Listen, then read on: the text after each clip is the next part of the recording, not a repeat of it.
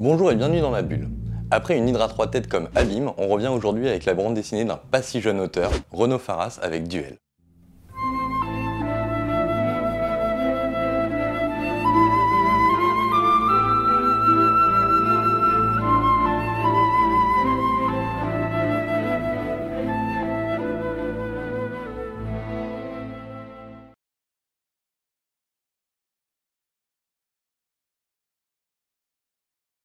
Passionné de BD depuis son plus jeune âge, il publie sa première bande dessinée à l'âge de 8 ans, mais c'est durant ses années de psychologie qu'il s'intéresse réellement au métier de dessinateur, participant à plusieurs fanzines et se faisant un nom dans la bande dessinée alternative.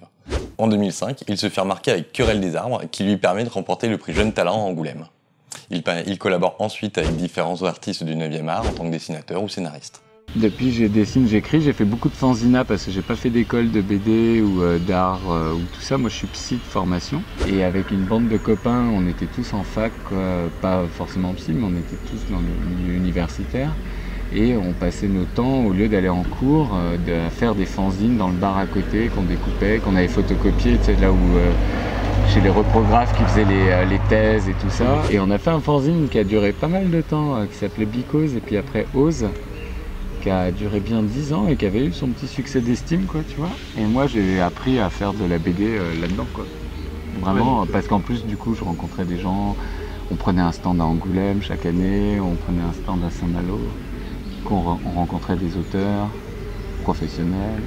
En 2013, il scénarise Détective Roll-Up, BD qui joue sur l'univers du 9e art, mais on y reviendra tout à l'heure. Il revient en 2017 avec Duel, l'adaptation d'une nouvelle de Joseph Conrad.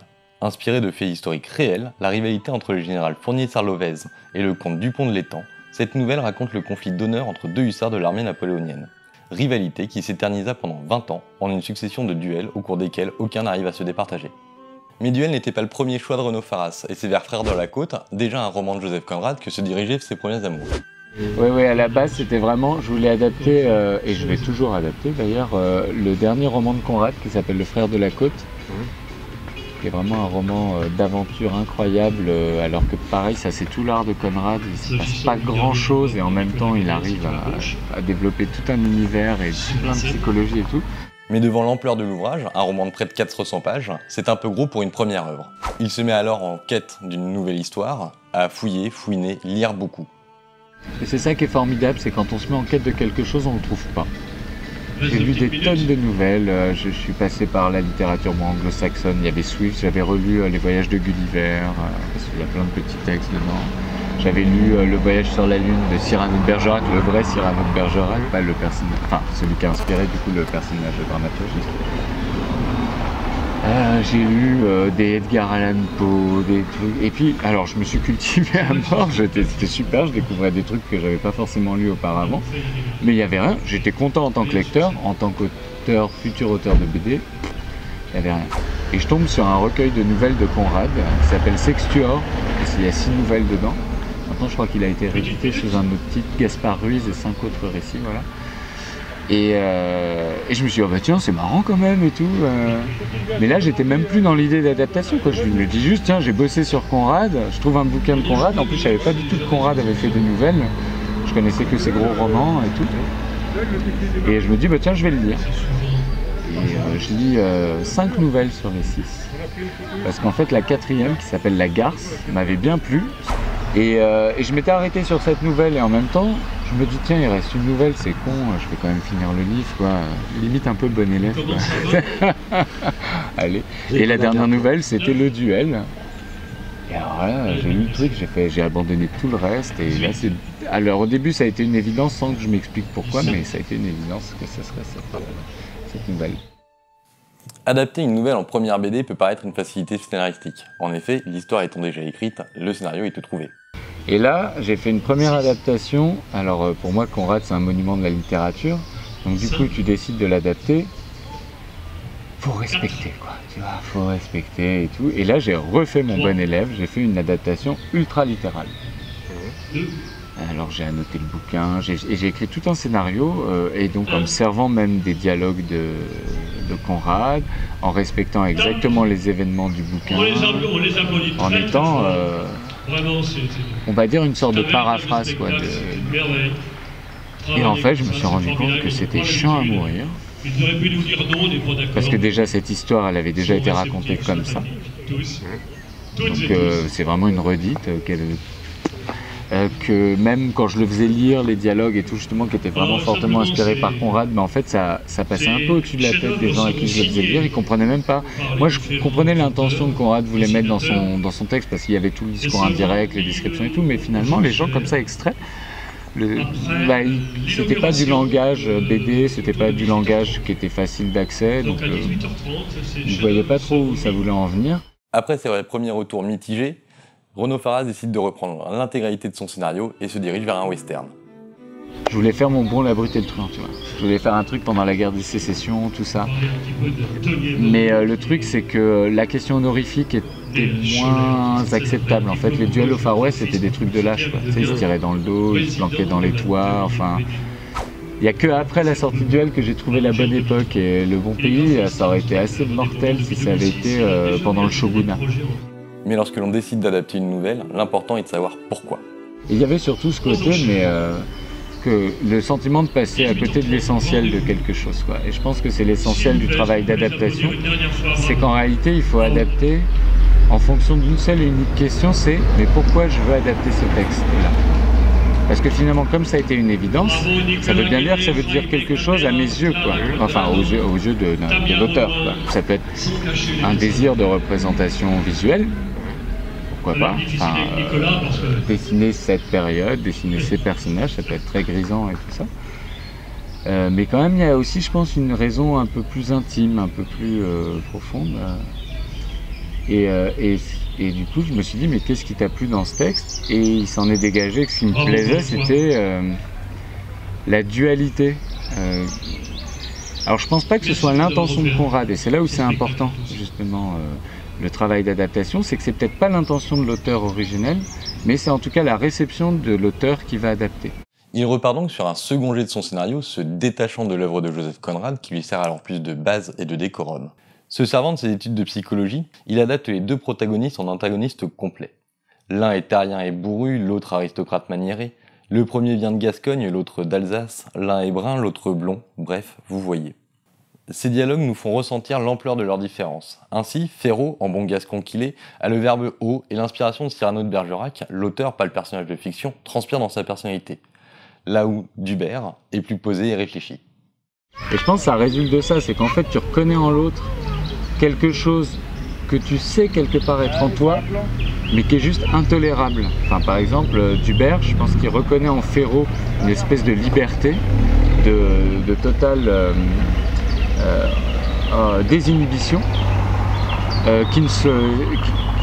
à laquelle il aspirerait, enfin qu'il sent qu'elle est en lui aussi, mais qu'il ne peut pas tolérer à cause de son rang social, enfin de son milieu social, de son rang militaire, que justement c'est un mec sage, qui fait bien tout ce qu'on lui demande et tout.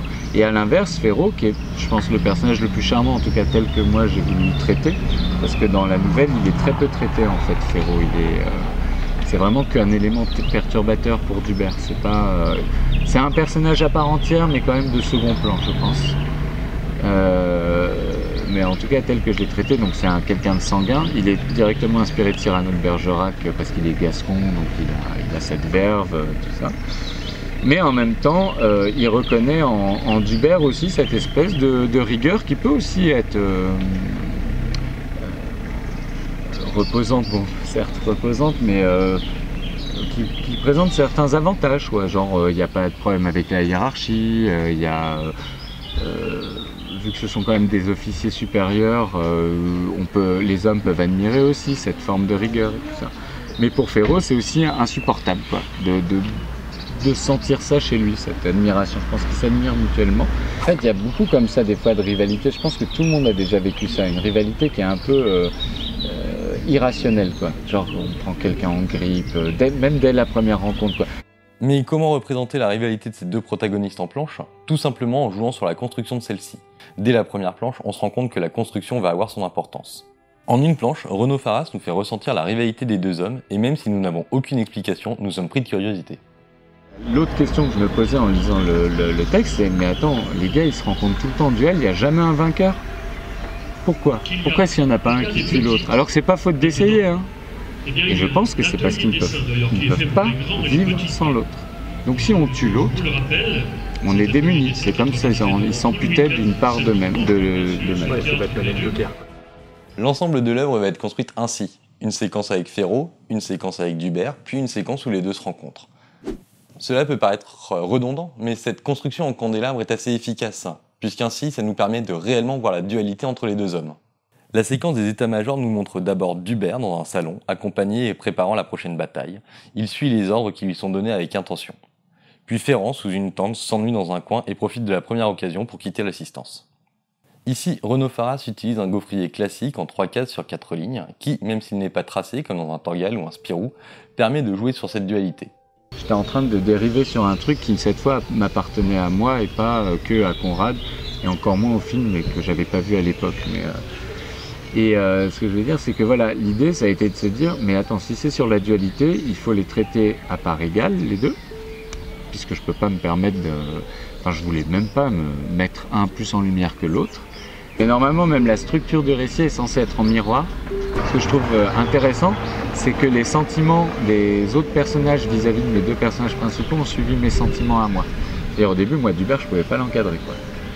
C'est pour moi, c'était vraiment le gars... Enfin, personnellement, justement, le gars qui est dans ses convenances sociales et tout, mais ça m'horripile, quoi. Un autre parti pris de l'auteur est la bichromie de son œuvre, mais là encore, cela a évolué avec le temps. Les premiers essais étaient en noir et rouge, un petit peu à la Sambre de Isler, mais les premiers retours trouvaient ça trop agressif. Il revient donc à un noir et blanc classique, lui permettant un trait plus fin et une meilleure efficacité dans la lisibilité des mouvements. Les touches éparses de rouge durant les duels renforcent la violence de ces derniers et l'empreinte qu'ils ont sur Ferro et Dubert.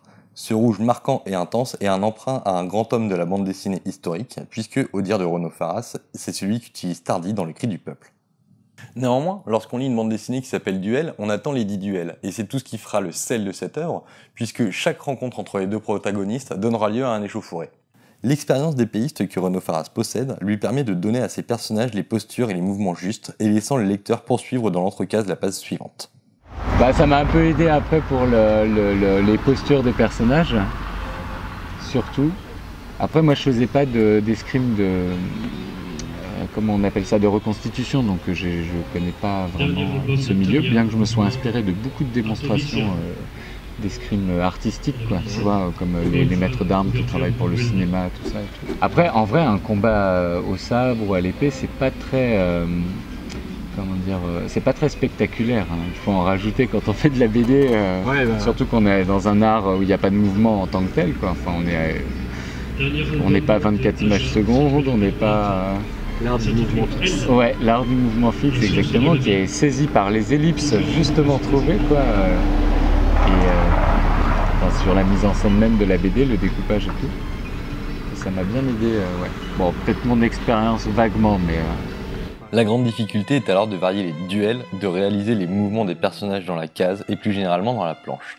Et c'est dans la construction de ces duels que l'on ressent toute la puissance et la compétence martiale des deux hommes. Et c'est pour ça qu'au milieu, tu as un duel qui est raconté. C'est que déjà, j'allais juste remontrer la même chose, donc c'était inintéressant. Et surtout, le personnage principal à ce moment-là, c'est la rumeur. C'est l'admiration qu'ont les gens pour ce duel. Donc moi, ça me sert à rien de montrer un duel épique, vu que j'en ai déjà montré un ou deux.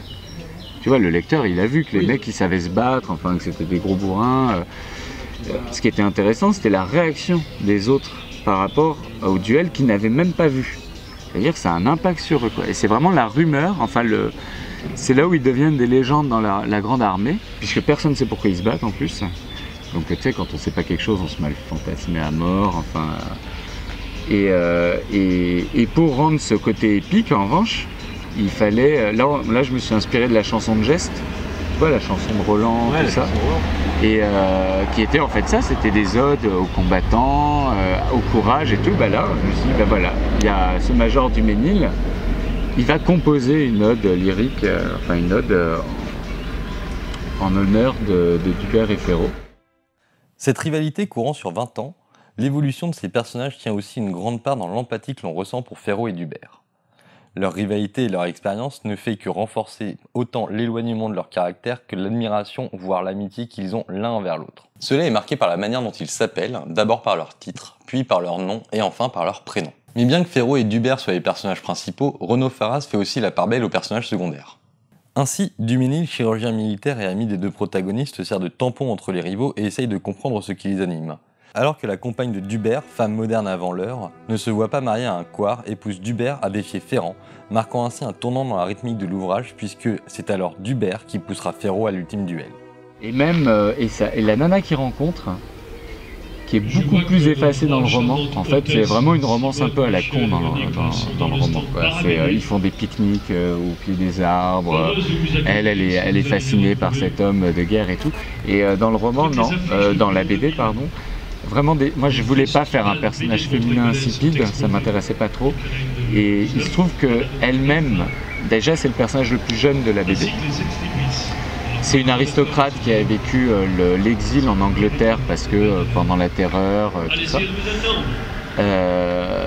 Mais comme c'est le personnage le plus jeune et qui a mine de rien été dans un pays qui était bien plus progressiste que ce qu'on croit, enfin à l'époque c'était quand même pas un pays aussi sclérosé, l'Angleterre, et bien en fait quand elle revient c'est plus la même, elle ne représente plus la même aristocratie que celle qui était partie. Elle est libre. Elle est beaucoup plus libre, c'est quand même une jeune adolescente, enfin une jeune femme qui sort de l'adolescence, qui à mon avis a des aspirations de cet âge-là. Et du coup, quand elle comprend, au début elle méprise Dubert par sa cour un peu maladroite et tout ça, et en fait c'est presque par elle qu'il reconnaît que lui-même est un guerrier et qu'il va aller se friter avec Ferraud une ultime fois parce que merde, c'est son devoir, enfin c'est son honneur. En fait, elle lui fait comprendre qu'elle pourrait pas se marier avec un gars qui fuit ses responsabilités, quoi.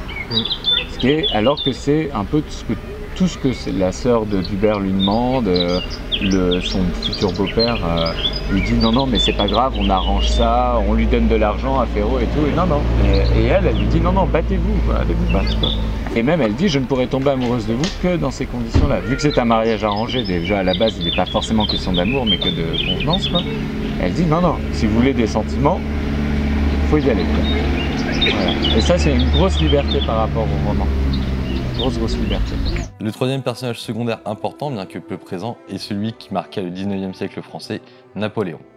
Renaud Faras, ne voyant pas comment ajouter sa pierre à l'édifice de représentation du bonhomme, décide de le laisser toujours effacé, toujours de dos ou dans l'ombre, mais sa seule silhouette permet de ressentir la présence. Bon, enfin bref, donc la première raison c'est que Napoléon il est ultra représenté, et la deuxième raison c'est que moi je suis pas forcément un admirateur de l'époque napoléonienne, Napoléon et tout, ça m'a très intéressé de travailler dessus, vraiment, parce que ouais, c'est quand même assez fascinant comme époque, tu sais, c'est vraiment une époque révolutionnaire, quoi, en fait, où on est en train de créer autre chose à partir du passé, enfin. Et pour moi, les peu de fois où il apparaissait, il fallait juste que ce soit une présence, enfin, abstraite, presque la garante de l'époque en fait, mais pas de le montrer, quoi. Et comprendre aussi que c'est pas la grande histoire qui fait la destinée des gens, mais qu'en réalité ce sont toutes ces petites personnes, tous ces petits individus qui se débattent avec leur vie et tout, qui ensuite constituent la grande histoire, quoi. Je le disais plus tôt, la nouvelle de Joseph Conrad est basée sur la rivalité de deux généraux de l'armée napoléonienne. Dans ce sens, Renaud Faras fait, par son œuvre, une BD historique. L'histoire avec un grand H a toujours tenu une part importante dans le 9e art. Quelle histoire racontée de manière pédagogique, comme avec la collection Histoire de France de Casterman, mais aussi par les biographies en BD, comme celle que Beau Musique consacre aux artistes musicaux. Elle y tient le rôle de décor, plaçant l'histoire des personnages dans une réalité historique, comme Croisade de Dufaux, Torgal, Astérix ou encore Alix, où les auteurs s'amusent à la revisiter, la modifier, créant des uchronies, comme dans l'Histoire secrète de Pécaud et Corday, qui revisite l'histoire de l'humanité depuis ses origines à nos jours. Nous pourrions y rajouter Jacques Tardy qui fait des fresques très documentées sur la Première Guerre mondiale, ou avec son Cri du peuple qui nous place dans la Commune de Paris en 1871. Renaud Faras crée des décors toujours justes, et le foisonnement de détails qu'il y place ravira les plus observateurs, puisque le bonhomme s'est amusé à y placer quelques easter eggs que je vous laisse découvrir. Moi j'aime bien te donner des contraintes, tu vois, à la forme même du récit, comme ça, ça t'oblige à... En fait tu fais pas tout ce que tu veux, et je trouve des fois pas mal dans la création, t'as l'impression que tu peux pas faire tout ce que tu veux parce que t'es bridé par des contraintes, mais en réalité tu deviens plus créatif parce que tu te reposes pas sur des trucs que tu sais faire, ou que, enfin tu vois, la zone de confort dont on parle et tout. Mais comme j'avais fait ce choix de 3x4, qui en fait ne permet pas vraiment de symétrie, j'ai dû beaucoup plus jouer avec les doubles pages. En fait, il y a énormément de structures de double page où la page de droite est le miroir de la page de gauche, que ce soit dans le choix des plans, dans le choix de la taille des cases, enfin de leur agencement et tout ça. Donc moi, la plus grande peur que j'avais, c'était que les 5 duels soient répétitifs et que ça perde le lecteur. Donc ça a été une contrainte très chouette, c'est qu'il fallait que chaque duel soit unique.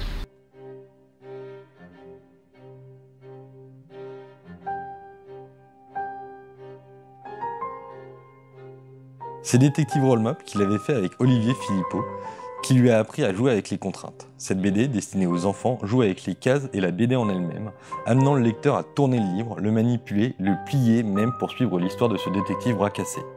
S'inscrivant dans le mouvement Oubapo dont on vous parlait pendant Abîme, Détective Roll-Up est donc une expérience de jeu autant qu'une bande dessinée, et l'expérience sera renouvelée prochainement, mais dans une histoire aléatoire puisque le lecteur devra placer ses cases lui-même.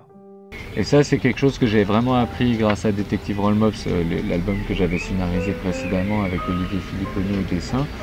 Olivier, lui, c'est quelqu'un justement d'assez carré dans sa pratique, parce qu'il est obligé, il est dans une technique qui est très contraignante avec la gravure sur bois, et en même temps, il se permet énormément de liberté. En fait, c'est ce que j'ai compris à son contact, c'est une forme de rigueur permet ensuite d'aller s'éclater, quoi.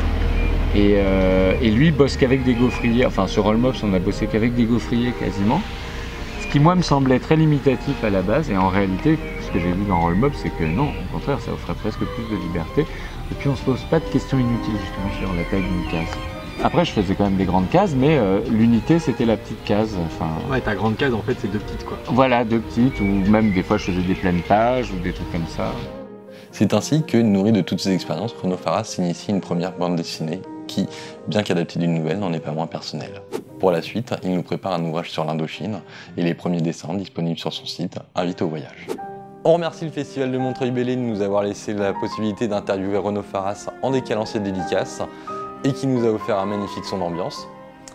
On laisse le mot de la fin à l'auteur, on vous dit à très bientôt et d'ici là, buvez bien.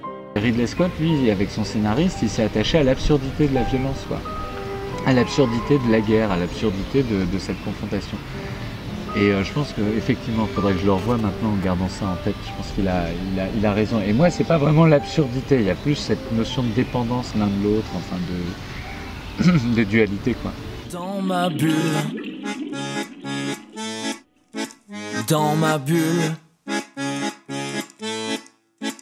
dans ma bulle, dans ma bulle.